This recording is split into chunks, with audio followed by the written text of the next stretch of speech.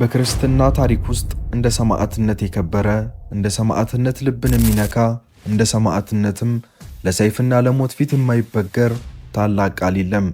በተለይም መከራና ስደት በበዛበት የንጹሐን ደም በግፍ በሚፈስበት በዚህ ዘመናችን ይህ ቃል በዕለታዊ ሕይወታችን ውስጥ በተደጋጋሚ የምንሰማው ሆኗል። ነገር ግን ለመሆኑ ሰማዕትነት ማለት ምን ማለት ነው? ክርስትናስ ለዚህ ቃል የሚሰጠው ትርጉም ምንድን ነው? ለምንድንስ ነው ቤተ ክርስቲያን ስለ ሰማዕታት ስታስብ በለቅሶ ብቻ ሳይሆን በታላቅ የድል አዋጅና በደስታ የምታከብራቸው?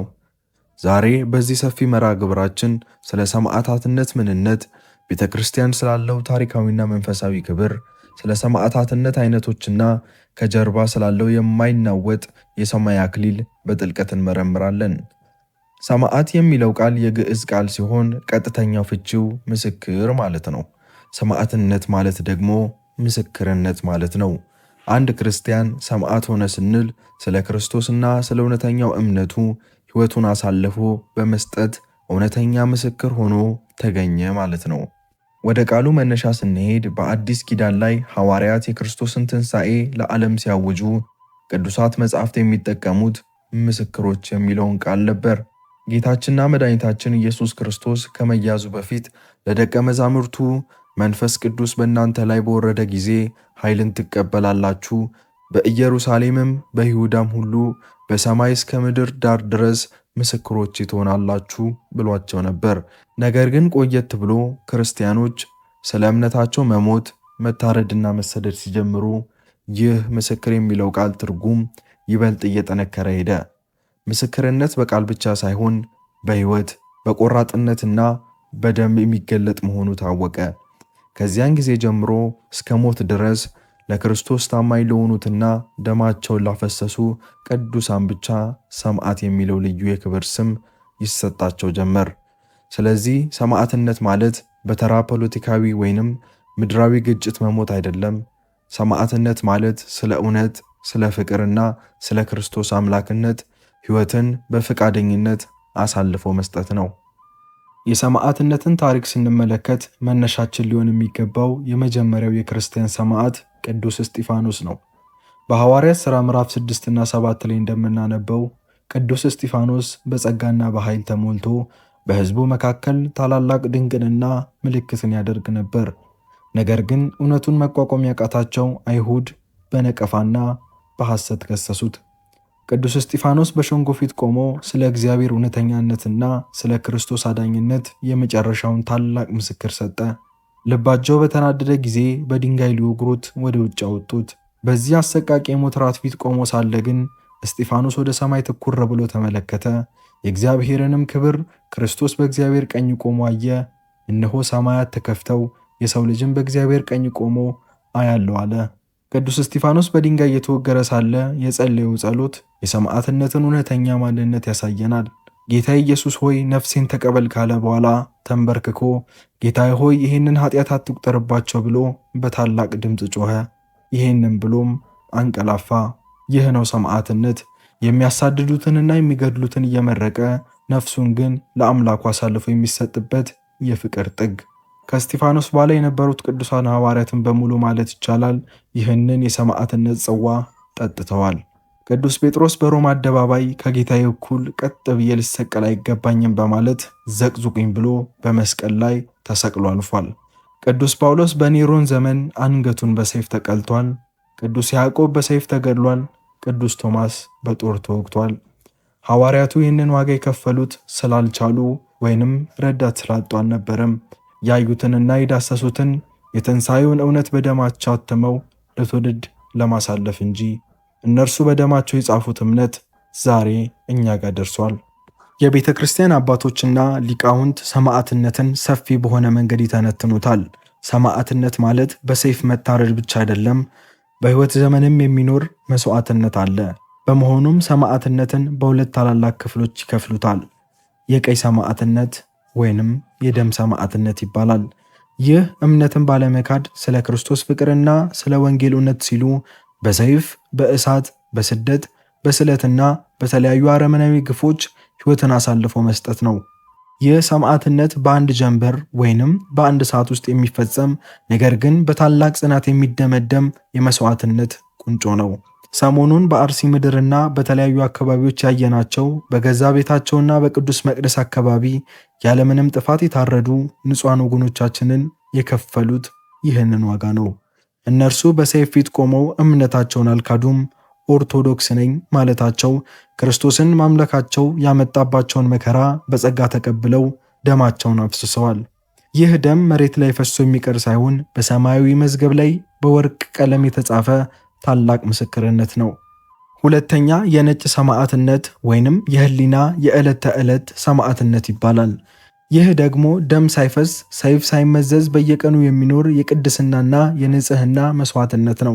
በገዳማትና በበረሃዎች ዓለምን፣ ዓለማዊ ስልጣንን፣ ወርቅና ብርን ንቆ መኖር፣ ስጋዊ ፍቃድንና ስሜትን በጾምና በጸሎት በመስቀል ላይ መቸንከር፣ ራስን ለእግዚአብሔር ፍቃድ ሙሉ በሙሉ አሳልፎ መስጠት የነጭ መስዋዕትነት ይባላል።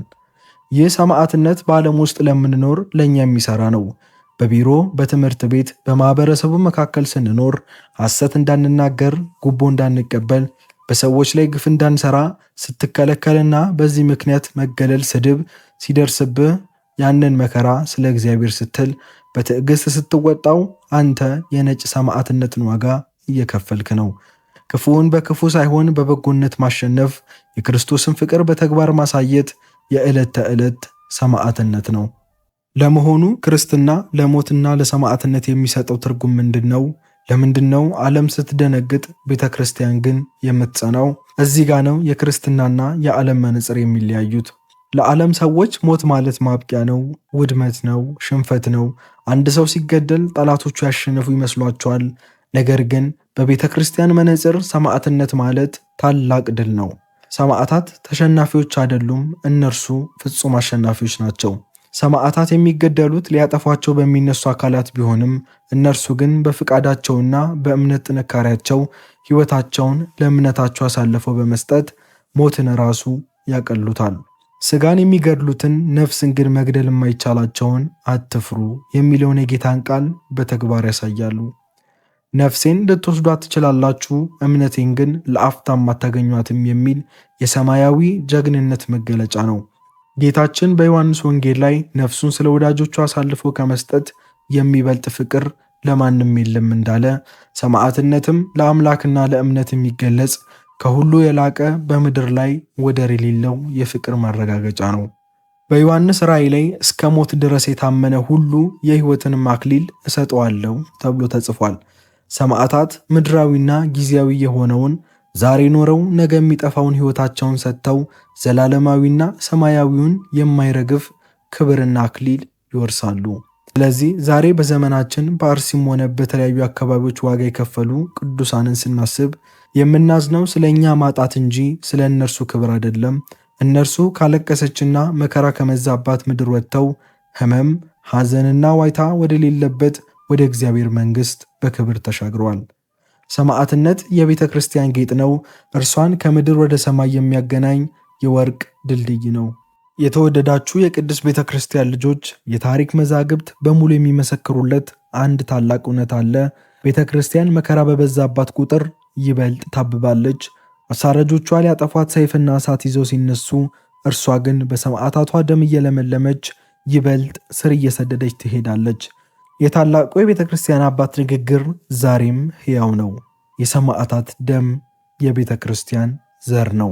ዛሬ ፈተናው ቢበረታ፣ ጭጋጉ ቢከብድም እኛ ግን በእምነታችን ልንጸና ይገባል። ሰማዕታቱ ደማቸውን አፍስሰው ያስረከቡንን እምነት እኛ በቸልተኝነትና በተስፋ መቁረጥ ልንጥሎ አይገባም። ማዕበሉ የቱንም ያህል ኃይለኛ ቢሆን የቤተ ክርስቲያን መርከብ ላይ ክርስቶስ እንዳለ አንዘንጋ። እርሱ ለጊዜውም ያለ ቢመስልም በአንድ ቃል ግን ማዕበሉን ጸጥ ሞገዱንም ረጭ የማድረግ ፍጹም ስልጣን አለው። አሳዳጆቿ ያልፋሉ። ያጠፏት የመሰላቸው በታሪክ ማህደር ውስጥ ስማቸው ጠፍቶ ይረሳል። ቅድስት ቤተ ክርስቲያን ግን በክብር በግርማና በጽናት ትቆማለች። የሰማዕታቱ ደም መሬት ላይ አልቀረም፣ ወደ ሰማይ ይጮኻል እንጂ። ለሚቀጥለው ቤተ ክርስቲያንና ለሚመጣው ትውልድ ጠንካራና የማይናወጥ መሠረት ሆኗል። እኛ በያለንበት እምነት እንጽና። ለተጎዱት በመድረስ ለተፈናቀሉት መጠለያ በመሆን ለታረዙት አልባስ በመስጠት ለታረዱና ድምፅ ላጡ እውነተኛ ድምፅ በመሆን የወገንነታችንንና የክርስቲያናዊ ማንነታችንን ግዴታ እንወጣ። ለአፍታም ቢሆን ተስፋ እንቁረጥ። ጨለማው ሲበረታ ንጋቱ እጅግ ቀርቧል ማለት ነው። ማዕበሉ ያልፋል፣ የተስፋዋም ፀሐይ በክብር ትወጣለች። እግዚአብሔር በአርሲ ምድርና በየአካባቢው በእምነታቸው ምክንያት ሕይወታቸውን ያጡ የቅዱሳን ሰማዕታቱን ነፍስ በብርሃን ማዕድ በገነት ያኑርልን። ለተፈላቀኑትና ለታረዱ ቤተሰቦች እንዲሁም ለቅድስት ቤተ ክርስቲያናችን ፍጹም መጽናናትን ይስጥልን። የሰማዕታቱ ረድኤትና በረከት ጽናትና እምነት ከሁላችን ጋር ይሁን። አሜን።